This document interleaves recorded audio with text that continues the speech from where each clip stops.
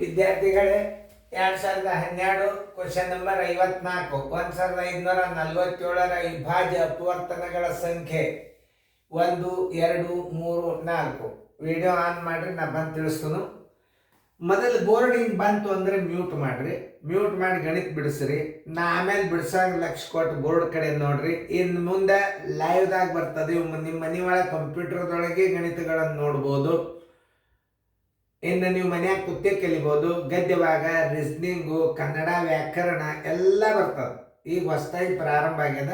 ಇನ್ನು 2 ವರ್ಷನೊಳಗೆ ಫುಲ್ ಎಲ್ಲ ನಿಮಗೆ ಆನ್ಲೈನ್ದಾಗ ಸಿಗ್ತವೆ ಅಭ್ಯಾಸ. ಇನ್ನು ನೀವು ಲಕ್ಷ ಕೊಟ್ಟು ನೋಡ್ರಿ, ನೀವು ಮಾಡಿರ್ಲ ಮಾಡೋದಾದ್ರಿಂದ ನೋಡ್ರಿ, ಎಲ್ಲ ಲಕ್ಷ ಕೊಟ್ಟು ನೋಡ್ರಿ. 1547 ಪ್ರಶ್ನೆಯನ್ನು ಸರಿಯಾಗಿ ಅರ್ಥ ಮಾಡಿಕೊಂಡು ನೀವು ಈ ಗಣಿತನ್ನ ತಿಳ್ಕೊಂಡು ಮಾಡಬೇಕು. ಈಗ ಸದ್ಯ ನೋಡಿ, 2ರಲ್ಲಿ ಅಂತೂ ಹೋಗೋದಿಲ್ಲ, ಮುಂದೆ 7 ಅದ. ಆಮೇಲೆ 3ರಲ್ಲಿ ನೋಡ್ರಿ, 5, 1, 6, 6, 4, 10, 1, 7, 17, 3ರಲ್ಲೇನು ಹೋಗೋದಿಲ್ಲ. ಇಂಥ ಅವಿಭಾಜ್ಯ ಅಂಕೆಗಳಿಂದನೇ ಇದನ್ನು ನೀವು ತರಬೇಕು.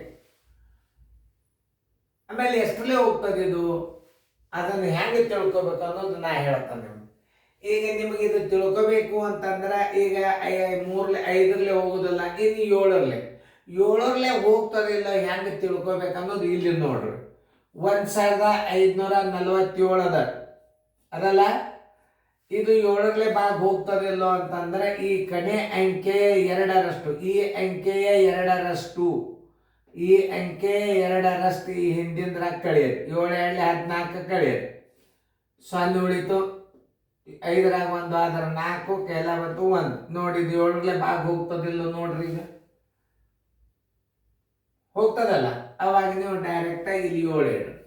ನೋಡ್ರಿ ಹೆಂಗೆ ತಿಳ್ಕೊಬೇಕು. 7 2 14, 7 2 14, 7 1 7 ನೋಡಿ. ಆಮೇಲೆ ಇದು 7ರಲ್ಲೇ ಭಾಗ ಹೋಗ್ತದೋ ಇಲ್ಲೋ ಹೆಂಗೆ ತಿಳ್ಕೊಬೇಕು. ಆಮೇಲೆ 7ರಲ್ಲೇ 7 3 21 ಹೋಗಂಗಿಲ್ಲ. ಆಮೇಲೆ 11ರಲ್ಲೇ ಹೋಗ್ತದ ನೋಡ್ರಿ. ಆಮೇಲೆ 13ರಲ್ಲೇ ಹೋಗ್ತದ ನೋಡ್ರಿ.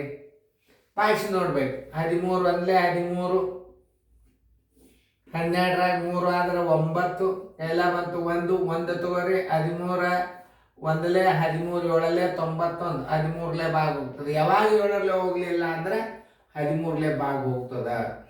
13 1 13, 13 7 91. ಇನ್ನು ಎದರಲ್ಲೇ ಹೊಡಿತೀರಿ? ಇನ್ನು ನೀವು ವಿಚಾರ ಮಾಡ್ರಿ. ಇನ್ನು ಉಳಿತ ಅವಿಭಾಜ್ಯ ಸಂಖ್ಯೆ 17 1. ಈಗ ಇದರ ಉತ್ತರ ಏನ್ ಕೇಳ್ಯ ನಾವ? ಬರೋಬ್ಬರಿ 7 13 ಗುಂಡ್ಲೆ 17 ಅವಿಭಾಜ್ಯ ಅಪವರ್ತನಗಳು ಇವು. ಆದ್ರೆ ಪ್ರಶ್ನೆ ಏನದ, ಅವಿಭಾಜ್ಯ ಅಪವರ್ತನಗಳ ಸಂಖ್ಯೆ ಎಷ್ಟು ಅಂತಂತ ಕೇಳ್ಯ ನಾವು. ಅದು ನೋಡ್ರಿ, 1 2 3. ಉತ್ತರ ಸಂಖ್ಯೆ ನೋಡ್ರಿ ಸಿ. ಇಷ್ಟೇ ನೀವು ತಿಳ್ಕೊಬೇಕಾದದ್ದು. ಈಗ ನಿಮ್ಮ ಉತ್ತರ ಕರೆಕ್ಟ್ ಬಂದಿತ್ತಂದ್ರೆ ಎಷ್ಟು ಖುಷಿ ಆಗ್ತದ.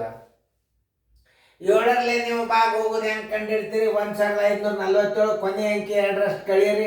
ಹಿಂದೆ ಇಲ್ಲಿ ಗೆರೆ ಹಾಕ್ರಿ, ಕಡಿ ಅಂಕಿ ಗೆರೆ ಹಾಕ್ಬೇಕು. 7 2 14 ಕಳಿಯಿರಿ. 1 40, 7ರಲ್ಲೇ ಹೋಗ್ತದ ಅನ್ನೋದು ನಿಮಗೆ ತಿಳಿತು. 7ರಲ್ಲೇ ಹೊಡೆದು ಬಿಡ್ರಿ. ಇದನ್ನೇ ನೀವು ತಿಳ್ಕೊಂಡು ಗಣಿತಗಳನ್ನು ಮಾಡೋದಿರ್ತವೆ.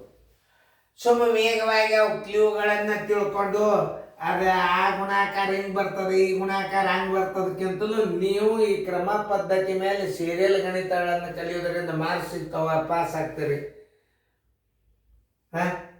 ಯಾವುದೇ ಒಂದು ಲೆಕ್ಕ ಮಾಡಬೇಕಾದ್ರೆ ಸೀದಾ ಗುಣಾಕಾರಗಳನ್ನು ಮಾಡಬಹುದು. ಯಾವುದೋ ಒಂದು ರೀತಿಯಿಂದ ಮೊದಲೇನದ ಪದ್ಧತಿ ಹೆಂಗೆ ಗುಣಾಕಾರ ಇತ್ತು ಹಂಗೆ ಗುಣಾಕಾರ ಮಾಡಬೇಕು.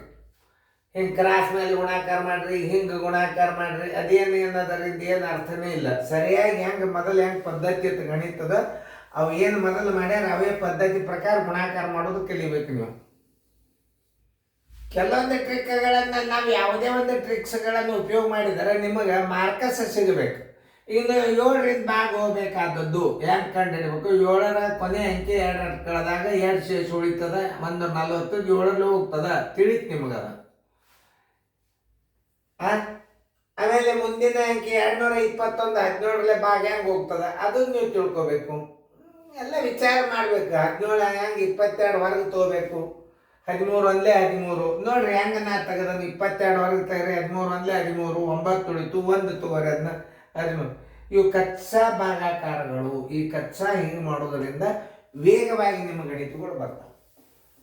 ಅವಿಭಾಜ್ಯ ಅಪವರ್ತನಗಳು ಯಾವುವು ಅಂತಂದ್ರೆ 7, 13, 17 ಬರೀರಿ. ಮತ್ತು ಎಷ್ಟು ಅಂತ ಕೇಳಿದಾಗ 1, 2, 3 ಅಂತ ಬರೀ. ಇಲ್ಲೇ ನವೋದಯದಾಗ ನಿಮಗೆ ಪೇಚಿನಾಗ ಹಾಕೋದವ 7, 13, 17 ಅವಿಭಾಜ್ಯ ಅಪವರ್ತನಗಳು ಯಾವ ಹಿಂಗೆ ಕೊಟ್ಟೆ ಬಿಟ್ಟಿರ್ತಾನೆ 4 ಉತ್ತರದಾಗ 7, 13, 17 ಹಿಂಗೆ ಕೊಟ್ಟಿರ್ತಾನೆ. ಇಲ್ಲಿ ಏನು ಕೊಟ್ಟಾನ? ಅವಿಭಾಜ್ಯ ಅಪವರ್ತನಗಳ ಸಂಖ್ಯೆ ಎಷ್ಟು ಅಂತ ಕೇಳಿದ 1, 2, 3 ಉತ್ತರ ಸಂಖ್ಯೆ ಸಿ. ಚೆನ್ನಾಗಿ ಬಿಡಿಸ್ಕೊಡ್ರಿ ಫೇರ್ದಾಗ.